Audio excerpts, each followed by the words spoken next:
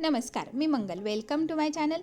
आज ना एकदम साधीशी रेसिपी आहे, पण ती माझ्या आठवणीतली आहे. म्हणजेच ती रेसिपी माझ्या आईची आहे, जी आम्हा सर्वांना खूपच आवडते. बनवायला अतिशय सोपी आणि चवीला तितकीच भन्नाट लागणारी आहे. म्हणूनच तर म्हटलं चला आज तुमच्यासोबत शेअर करूया. चला तर मग रेसिपीला सुरुवात करूया. त्यासाठी गरजेनुसार बाजरीचं पीठ घ्यायचं, ज्यामध्ये आपल्याला थोडंसं मीठसुद्धा घालायचं आहे. मीठ घातल्याने बाजरीच्या भाकरीची चव दुप्पट होते. त्यानंतर थोडं पाणी घालायचं. पाणी इथे आपल्याला नॉर्मलच वापरायचं आहे, गरम पाणी नाही वापरायचं, जेणेकरून पीठ चिकट होणार नाही. आपल्याला पीठ हे इथे साध्या पाण्यातच भिजवायचं आहे. त्यानंतर पीठ भिजवताना थोडंसं घट्टसर ठेवायचं आणि असं घासून आपल्याला हे पीठ चांगलं मळून घ्यायचं आहे. पीठ पूर्ण एकदम एकजीव झालं पाहिजे, अशा पद्धतीचं तुम्ही इथे बघू शकता. आता काय, दोन्ही हाताच्या मध्ये घेऊन, हाताला थोडंसं पाणी लावायचं अगोदर, हाताच्या मध्ये घेऊन असा उंडा तयार करायचा आहे, जेणेकरून भाकरी आपल्याला हातावर थापायला सोपी जाते आणि हातावर थांबली पाहिजे. त्यामुळे पीठ चांगलं आधी मळूनच घ्यायचं. अशा पद्धतीचं गोल केलं की हातावर थोडंसं आपल्याला गरज वाटेल. सगळ्यात महत्त्वाचं, आपल्याला हातावर थापण्याची ही टेक्निक आली पाहिजे, तरच ही भाकरी आपल्याला हातावर बनवता येते. नाहीतर मग ते कोरडं पीठ घालून आपण तशी थापून घेऊ शकतो. पण या पद्धतीची भाकरी ना, खरंच सांगते, एवढी अप्रतिम लागते ना, खूप रुचकर लागते. म्हणून म्हणते ना, एकदा तर ह्या पद्धतीची भाकरी शिकायला पाहिजे आणि बनवायला पाहिजे. इतकी रुचकर ही भाकरी लागते ना, तर हाताची चपटी मारत आपल्याला ही भाकरी अशा पद्धतीची तयार करून घ्यायची आहे. गरम तव्यावर घालायची, उलटपालट करायची, दोन्ही बाजूंनी चांगली शेकून घ्यायची. त्यानंतर अधिकच आपल्याला खुसखुशीत ही भाकरी बनवायची असेल ना, तर आपल्याला म्हणजे गॅसच्या फ्लेमवर डायरेक्ट आपल्याला उलटपालट करून ही भाकरी शेकून घ्यायची आहे. अजिबात जळू देऊ नका. काळजीपूर्वक आपल्याला अशी फिरवत ही भाकरी मस्त अशी खमंग आणि खुसखुशीत होईपर्यंत भाजून घ्यायची आहे.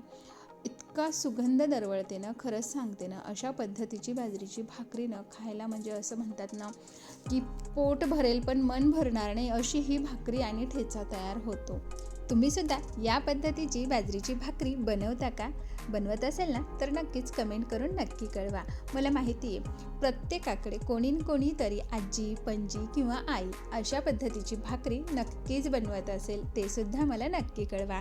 तर आता भाकरी तर आपली मस्त खमंग आणि खुसखुशीत अशी तयार झालेली आहे. पण या भाकरीसोबत खाण्यासाठी मस्त झणझणीत असा अस्सल महाराष्ट्रीयन पद्धतीचा आपण इथे ठेचा बनवूया. तर त्यासाठी मी काय केलेलं आहे, इथे छान अशा तिखटवाल्या मिरच्या घेतलेल्या आहे, ज्या आपल्याला अशा 2 तुकड्यामध्ये तोडून तेल न घालता आधी आपल्याला चांगल्या भाजून घ्यायच्या आहे. तेल घातल्याने काय होतं का, तवा गरम असतो आणि मिरची घातली की त्यामध्ये तेल घातलं की धूर उठते आणि मग काय घरभर असा ठसका पसरते. त्यासाठी मिरची अगोदर भाजून घ्यायची. त्यानंतर घालायचं आहे आपल्याला भरपूर असा लसण, अर्धा चमचा जिरंसुद्धा घालायचे, खूप छान लागतं.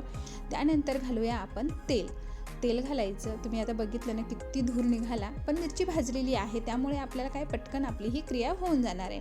त्यानंतर आपल्याला एक मूठभर शेंगदाणे घालायचे आणि अगदी थोडासा पाव चमचा ना ओवा घाला. खरंच सांगते, ठेचा अप्रतिम लागतो. या पद्धतीचा किंवा या चवीचा ठेचा एकदा जरूर ट्राय करा. आता याला काय आहे, गॅस म्हणजे मंद करायचा, कमी करायचा आणि त्यावर आपल्याला हे शेंगदाणे ते थोडेसे भाजून घ्यायचे. अगदी 1 मिनटं झाकण ठेवून आपल्याला ह्या मिरच्या थंड करून घ्यायच्या आहे. गॅस बंद करायचा. त्यानंतर काय, मिरच्या चांगल्या थंड झाल्या की भरपूर अशी कोथिंबीर घालायची आणि हा ठेचा आपल्याला एखाद्या लोट्यानं किंवा खलबत्त्यामध्ये जो कुटणं असतं ना, त्यानं अशा व्यवस्थित अशा ठेचा तयार करून घ्यायचा, ठेचून घ्यायचा आहे. अशा पद्धतीचा तुम्हाला जाडसर वाटलं तर जाडसरही ठेवू शकता किंवा एकदम बारीक करायचं असलं तर बारीकही करू शकता. पण खरंच सांगते ना, या पद्धतीचा ठेचा ना आणि अशी भाकरी एकच नंबर कॉम्बिनेशन आहे. खरंच सांगते, तुम्ही एकदा जरूर ट्राय करा. मला माहिती आहे प्रत्येकाने खाल्लेलं असणार आहे, पण या पद्धतीचं एकदा ट्राय करा, तुम्हाला हे सुद्धा तितकंच आवडणार आहे. तुम्ही सुद्धा या पद्धतीची भाकरी आणि ठेचा बनवता का? बनवत असेल ना तर नक्कीच कळवा. आणि काही बदल तुम्हाला असं वाटत असेल ना, या पद्धतीचंही छान लागू शकतं, तर तेही मला नक्की कळवा.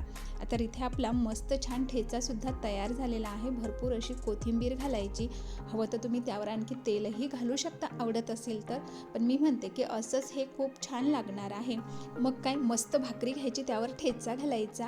हवं तर तेल घाला किंवा असं लिंबू घातलं ना तर खरं सांगते दुप्पट चव होते. आणि मस्त असं मसाला ताक घ्या किंवा साधं ताक दहीसुद्धा घेऊ शकता, खूप छान लागते. म्हणूनच म्हणते की आठवणीतली ही रेसिपी एकदा जरूर ट्राय करा. आवडली असेल तर लाईक करून फ्रेंड्समध्ये शेअर करा. सबस्क्राईब करून बेल बटन क्लिक करायला तर अजिबातच विसरू नका. त्याबद्दल तुमचे खूप खूप धन्यवाद.